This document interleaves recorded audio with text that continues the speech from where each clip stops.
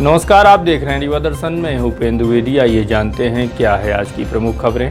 आगामी 3 सितंबर को रीवा में हो सकता है मुख्यमंत्री शिवराज सिंह का दौरा।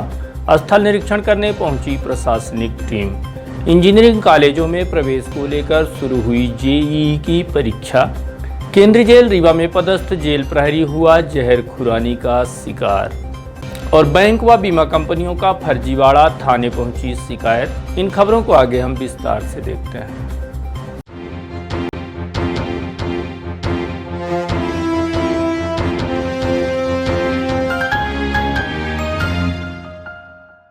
आगामी 3 सितंबर को मुख्यमंत्री शिवराज सिंह चौहान के रीवा में संभावित कार्यक्रम को लेकर कलेक्टर व अपर कलेक्टर समेत एसपी रीवा व एडिशनल एसपी के अलावा निगम कमिश्नर के साथ साथ अन्य प्रशासनिक टीम द्वारा एनसीसी ग्राउंड सहित एसएएफ ग्राउंड का निरीक्षण किया गया, जहां पर संभावित सीएम का कार्यक्रम आयोजित किया जाएगा।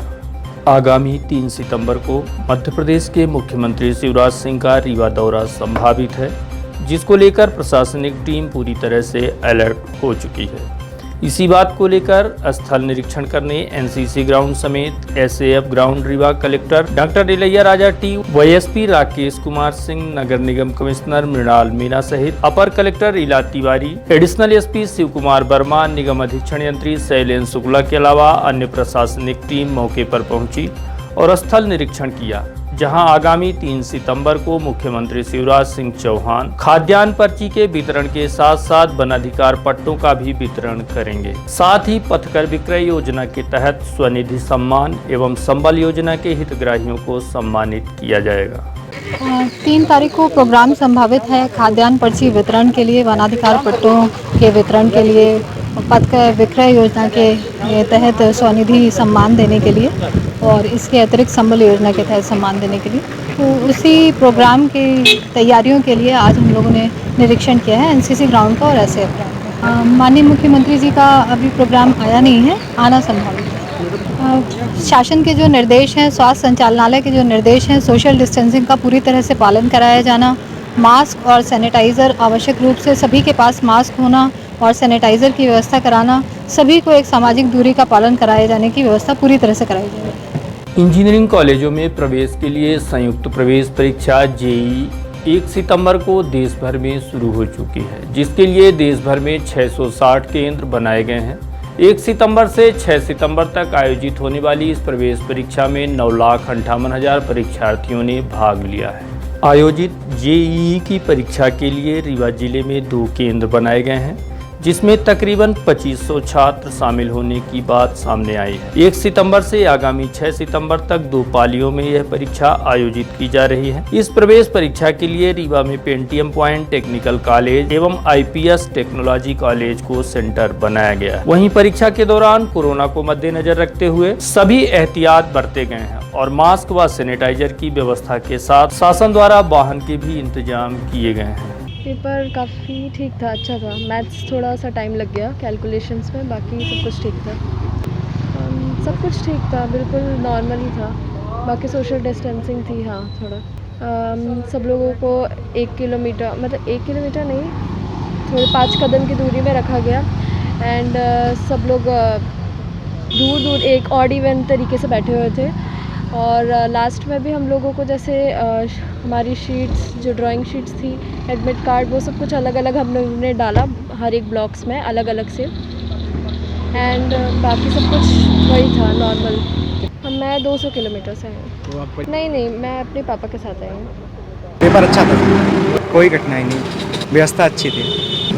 मास्क वितरित किया गया और सैनिटाइजर की फूड व्यवस्था थी, बैठने की अच्छी व्यवस्था थी, डिस्टेंस बना के रखा गया था। आने जाने के लिए मुख्यमंत्री जी द्वारा चलाया गया वाहन से हम लोग आए थे। रीवा में 2 केंद्र बनाए गए हैं और उसमें से एक पेंटियम पॉइंट टेक्निकल कॉलेज अटरिया है और दूसरा कॉलेज है आईपीएस कॉलेज टेक्निकल कॉलेज निराला नगर।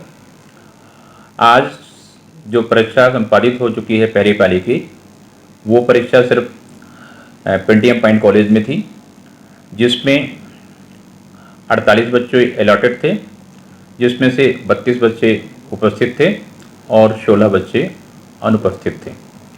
आज आईपीएस कॉलेज में यह परीक्षा नहीं थी, वहाँ की परीक्षा जो है उस सेंटर में परीक्षा कल दिनांक 2 सितंबर से स्टार्ट होगा।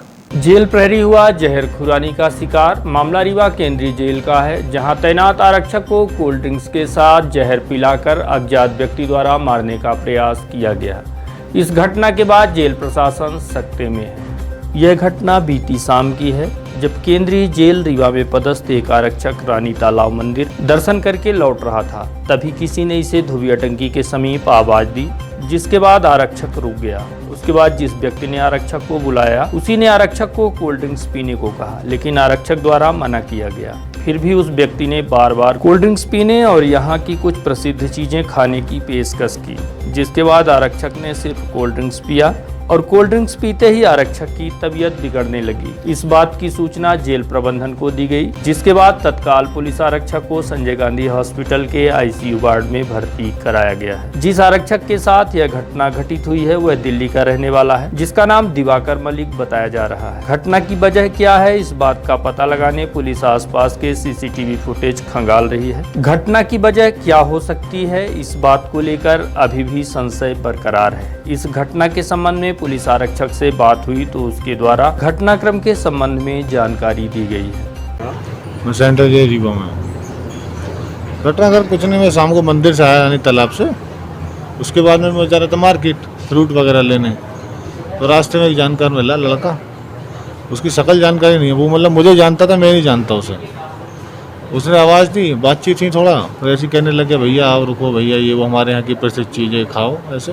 तो मैंने मना भी किया एक दो बार, बोला नहीं भैया प्लीज़ आप ऐसा। फिर मैंने रिक्वेस्ट किया तो मैंने लिया, मतलब वो छोटी सी एपी की जो बोतल होती है उस टाइप का छोटी सी बोतल थी वो, उसमें जैसे भोले जी का वो जो बनाते हैं भोग वगैरह जो बनाते हैं इस टाइप से बना हुआ था, जैसे वो भांग वगैरह का इस टाइप से, लेकिन गाढ़ा था वो बहुत। तो धोबिया टंकी की जो रास्ता सीधा निकल जाता है ना गली में से, पतली वाली में से, उधर साइड से अकेला था मैं बाइक पे, वो भी अकेला ही था। आवाज़ दी थी उसने पीछे से। तो शाम को 6:30 बजे करीब समथिंग, नाम दिवाकर मलिक। गाड़ी के बीमा में हुई इंडसइंड बैंक में धोखाधड़ी की शिकायत करने पीड़ित नरेंद्र पांडे पहुंचे अमैया थाने और बीमा कंपनी के कर्मचारी अमित सिंह परिहार द्वारा की गई जालसाजी व धोखाधड़ी को लेकर शिकायत दर्ज कराई गई है। जो फर्जी पॉलिसी बॉन्ड उपलब्ध कराई गई है वह चोलामंडलम MS जनरल इंश्योरेंस की बताई जा रही है। प्राइवेट कंपनियों द्वारा इंश्योरेंस व फाइनेंस के नाम पर लगातार लोगों को चूना लगाया जा रहा है। कुछ इसी तरह का एक मामला सामने आया है, जिसमें इंडसइंड बैंक शाखा रीवा में तैनात कर्मचारी अमित सिंह द्वारा ग्राहक से बीमा के नाम पर 60,325 रुपए ले लिए गए और फर्जी बीमा पॉलिसी बनाकर ट्रक मालिक रमाकांत पांडे के व्हाट्सएप पर डाल दी गई। रसीद मांगने पर लॉकडाउन का लगातार हवाला दिया जा रहा था। इसी बीच जब बीमा पॉलिसी का सत्यापन कराया गया तो वह पूरी तरह से कूट रचित व फर्जी निकली है। फर्जी policy Cholamandalam MS general insurance की है। इस घटनाक्रम के बाद पीड़ित रमाकांत पांडे द्वारा बीमा कंपनी चोलामंडलम समेत इंडसइंड बैंक में शिकायत की गई, परंतु किसी ने कोई ध्यान नहीं दिया। इससे यह माना जा रहा है कि इस फर्जीवाड़े में बैंक कर्मचारी से लेकर बीमा कंपनी के लोग शामिल हैं, जिनके द्वारा आए दिन इसी तरह से लोगों को ठगने का काम किया जाता है, क्योंकि अधिकतर बीमा पॉलिसी का काम लोगों को नहीं पड़ता। इसी तरह से एक वर्ष लोगों का निकल जाता है। जब कभी कोई घटना घटित होती है या फिर इसी तरह से पॉलिसी का सत्यापन कराया जाता है, तब पता चलता है कि कितना घालमेल लोगों के साथ किया जा रहा है। इसलिए रीवा दर्शन की आप सबसे अपील है कि अगर आप भी वाहन मालिक हैं और अपने वाहन का बीमा कराते हैं तो अच्छी तरह से उसका सत्यापन करें और हमेशा विश्वसनीय व राष्ट्रीयकृत कंपनियों से ही बीमा कराएं, जिससे इस तरह की धोखाधड़ी से आप बच सकें। मसला ये है सर कि हम लोगों की गाड़ियाँ इंडसइंड बैंक से फाइनेंस हैं रीवा ब्रांच से, और वहीं से गाड़ियों का बीमा भी कराते थे। बीमा करवाए हम लोग, चेक और नगद दोनों से प्रीमियम का भुगतान किए, हम लोगों की पॉलिसी दी गई। कुछ लोगों द्वारा ये जानकारी हुई कि बैंक के द्वारा फर्जी पॉलिसी दी हुई है, तो हम लोग भी सत्यापन के लिए गए, कहीं मेरे साथ भी तो ऐसा नहीं है। तो जिसमें 7 लोगों का हम लोगों ने यहाँ FIR दर्ज कराने आए हैं। 20 तारीख से दोनों टाइम जा रहा हूँ बैंक अधिकारियों से, कर्मचारियों से, सबसे भैया मेरा पॉलिसी फर्जी है, आप ही बता रहे हैं तो इसकी दूसरी करके दीजिए। तो बोलते हैं मैं नहीं जानता, जिसको आप कराए हो वो जाने। मैं कल स्टेट हेड विनय त्रिपाठी जी भोपाल फ़ोन किया था कि सर हम लोगों के साथ ऐसा किया गया है, बहुत सारे लोग हैं, 20-25 तो भी लाइट में आ चुके हैं, अनजाने में पता नहीं पॉलिसी पाए हैं तो कितने लोग और हैं इसके पीछे, ये जानकारी नहीं है। तो वो बोले इसकी जांच होनी चाहिए।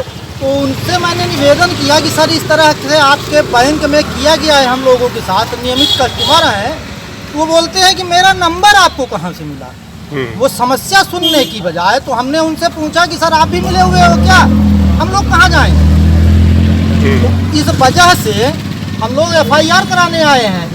पूरे शामिल है सर, कर्मचारी से लेके अधिकारी हो सकता है, ऊपर कहाँ तक शामिल है ये पता नहीं, ये जांच का विषय है सर। 20-25 गाड़ियों का तो आ चुका है, अब अदृश्य कितने हैं ये जानकारी नहीं है, क्योंकि जो जिनको पॉलिसी मिल गई है बीमा की वो तो निसोच बैठे हुए हैं कि मैंने तो बीमा करा के रखा है। अब कोई, मेरा नाम नरेंद्र पांडे है, मेरी सभी गाड़ियाँ इंडसइंड बैंक से फाइनेंस हैं, एकाध फ्री हैं, जो फ्री भी हैं और जिनका कार से लेके हर बीमा वहीं से कराते चला जा रहा हूँ। इंडसइंड बैंक से, चोलामंडलम से उनका टाई अप है, वहीं से बीमा कराते हैं। लेकिन इस बार इतना धोखा किए, मान लीजिए उस परिस्थिति में मेरी गाड़ी के साथ कोई दुर्घटना हो गई होती तो हम क्या करते, हम तो बर्बाद हो जाते। हाँ पॉलिसी दिए हुए हैं ना, पॉलिसी हम लोगों को दिए हुए हैं। और ये आप देखिए, मुहर्रम के तीजे का पर्व भी मनाया गया सादगीपूर्ण ढंग से। हजरत इमाम हुसैन की याद में मुहर्रम के तीसरे दिन मनाया जाने वाला पर्व इस वर्ष कोरोना संक्रमण को ध्यान में रखते हुए बेहद सादगीपूर्ण तरीके से मनाया गया। इस त्यौहार को मनाने सुबह 8 बजे से ही अमैया स्थित करबला में फातिया दरूद की गई। वहीं शासन प्रशासन के निर्देशन पर ताजियादारों ने अपनी ताजिया घरों में ही रखकर फातिया नियाज व लंगर का आयोजन किया। साथ ही इस दौरान कोविड-19 को ध्यान में रखते हुए सोशल डिस्टेंसिंग का पालन कर इस पर्व को बड़े ही सादगीपूर्ण ढंग से मनाया गया। मैं हाजी मोहम्मद इकबाल, अध्यक्ष वफ़ इंतज़ामिया कमेटी बड़ी दरगाह, जो 9-10 और आज तीजे की फातिया मुहर्रम की, जिसमें कि शासन प्रशासन की गाइडलाइन के अनुसार कम से कम लोगों का और सोशल डिस्टेंसिंग के साथ पूरे फातिया हुई और प्रोग्राम भी हो गया। और इसमें शासन प्रशासन और पुलिस प्रशासन का पूरा सहयोग था और ख़ासतौर से हमारे अमैया थाना PI साहब का भी सहयोग अच्छा रहा। उसके द्वारा पूरी गाइड देखा गया और ज़्यादा भीड़ अगर होती थी तो हमको लोगों को व्यवस्था कर के देते थे। हम लोगों का बहुत अच्छा सहयोग किया उन्होंने और शासन प्रशासन और पुलिस प्रशासन का हम इसमें धन्यवाद देते हैं। और नगर निगम को भी धन्यवाद है कि उनके द्वारा साफ़ सफाई की व्यवस्था कराई गई, लाइट की व्यवस्था कराई गई, पानी की व्यवस्था कराई गई। मोहम्मद सलीम उपाध्याय बड़े दरगाह, मुहर्रम का जो कि मनाया गया है ये बहुत शांति के रूप से मनाया गया है। प्रशासन के साथ जो दिया था गाइडलाइन, उस हिसाब से हम लोग कम से कम पब्लिक के हिसाब से आदमी किया गया है। ज़्यादा भीड़ न करने के कारण प्रशासन ने हमको आदेश दिया, उस आदेश का हम लोग पालन किए हैं। और आज जो चीज़ें फातिया होती थी हमारे यहाँ 1-2 बजे, तो उस हिसाब से हम लोग सुबह 8 बजे करवाए हैं, इसलिए यहाँ ज़्यादा भीड़ न हो, कम से कम लोग यहाँ रहें, इसलिए प्रशासन को बहुत बहुत धन्यवाद। महर्षि वाल्मीकि विद्यालय में 2 दिवसीय नृत्य एवं गायन प्रतियोगिता का किया गया आयोजन। यह आयोजन कोरोना संक्रमण को ध्यान में रखते हुए वर्चुअल गूगल मीट के माध्यम से किया गया है। इस आयोजन में रीवा शहर के कई विद्यालय के छात्रों ने बढ़ चढ़कर पार्टिसिपेट किया है। वैश्विक महामारी कोरोना वायरस की वजह से सभी शैक्षणिक संस्थान शासन की गाइडलाइन के मुताबिक बंद हैं। ऐसी स्थिति में छात्रों में विद्यालय का माहौल निर्मित कराए जाने की दिशा में महर्षि वाल्मीकि विद्यालय रीवा का यह एक सकारात्मक कदम माना जा रहा है, जिसमें स्कूल के साथ साथ अन्य विद्यालय के छात्र भी इस वर्चुअल प्रतियोगिता में भाग लेकर नृत्य एवं गायन का आनंद ले रहे हैं। इस प्रतियोगिता में भाग लेने वाले प्रथम, द्वितीय एवं तृतीय स्थान प्राप्त करने वाले छात्रों को प्रशस्ति पत्र के साथ मेडल देकर सम्मानित किया गया है। इसके अलावा प्रतियोगिता में शामिल अन्य छात्रों को भी प्रशस्ति पत्र वितरित किए गए हैं। आयोजित प्रतियोगिता में विद्यालय प्राचार्य अमित गौतम के अलावा अन्य शिक्षक व शिक्षिकाओं के अलावा छात्र उपस्थित रहे। सड़क निर्माण कराए जाने की मांग को लेकर ग्रामीणों ने युवा एकता परिषद के तत्वावधान में शासन प्रशासन से लगाई फरियाद। गांव में सड़क नहीं होने के कारण ग्रामीणों का जीवन नरक बन चुका है।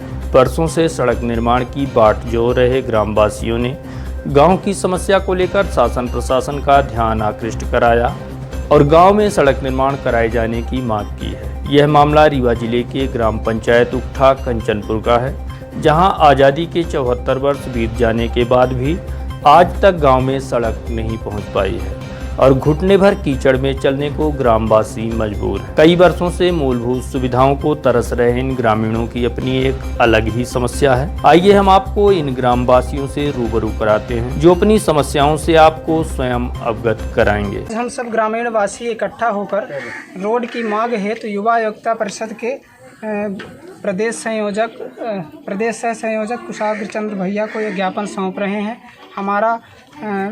हम यह चाहते हैं कि जल्द से जल्द गांव का हमारे विकास हो और रोड बने।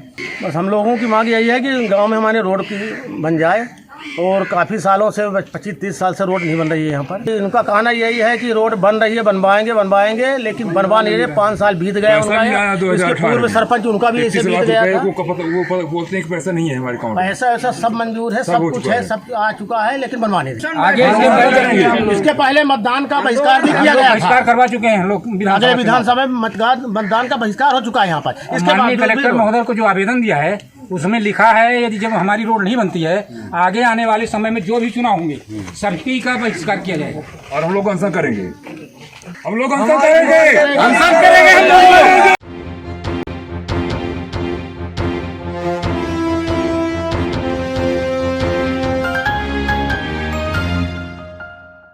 और अब चलने से पहले आज की प्रमुख खबरें एक बार फिर। आगामी 3 सितंबर को रीवा में हो सकता है मुख्यमंत्री शिवराज सिंह का दौरा। स्थल निरीक्षण करने पहुंची प्रशासनिक टीम।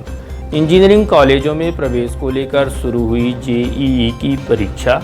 केंद्रीय जेल रीवा में पदस्थ जेल प्रहरी हुआ जहर खुरानी का शिकार। और बैंक व बीमा कंपनियों का फर्जीवाड़ा, थाने पहुंची शिकायत। तो ये थी आज की प्रमुख खबरें। देखते रहिए रीवा दर्शन। दीजिए हमें इजाजत। नमस्कार।